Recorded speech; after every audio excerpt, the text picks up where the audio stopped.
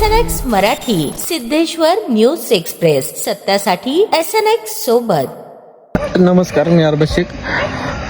मी आता सोलापूरमध्ये Nobel hospital समोर उभा आहे. पप्पांना 8 दिवस झाला हॅमरेज झालाय म्हणून ब्रेन हॅमरेज झालाय म्हणून आम्ही त्यांना सोलापूरला ॲडमिट केलं आहे.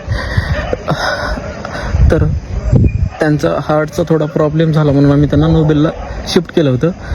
आणि नोबेलचा अनुभव मला इतका घाण आला की जेव्हा आम्ही पेशंटला ॲडमिट केलं तिथे, तर 10,000 आधी डिपॉझिट भरायला सांगितलं. आम्ही ते भरले आणि जेव्हा त्यांनी मला काही गोळ्यांच्या चिठ्ठ्या दिल्या की ह्या गोळ्या आपल्याला लागतील, आणि मग मी त्यांना विचारलं की मी हे बाहेरून आणू शकतो, तर त्यांनी सांगितले की नाही, आमच्या मेडिकलमधूनच तुम्हाला त्या गोळ्या घ्याव्या लागतील.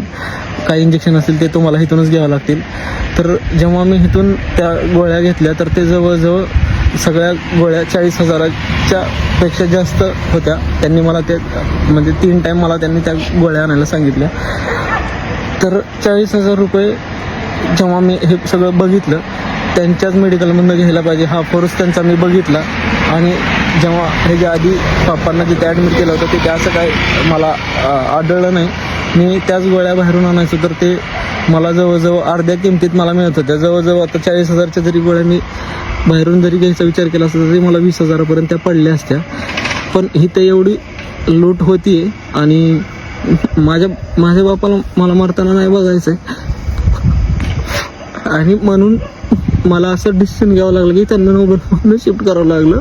आणि इथे खूपच वाईट अनुभव होता मला आजचा. ह्याच्यावर जाणकारांनी ह्याच्यावर काहीतरी मला सांगावं की माझ्या वडिलांना मी कुठे ट्रीटमेंट करायला पाहिजे आणि कसं ट्रीटमेंट करायला पाहिजे. मला आत्ता काहीच कळत नाही. पण माझ्या बापाला मला वाचवायचं आहे काही करून. मला मदत करा प्लीज.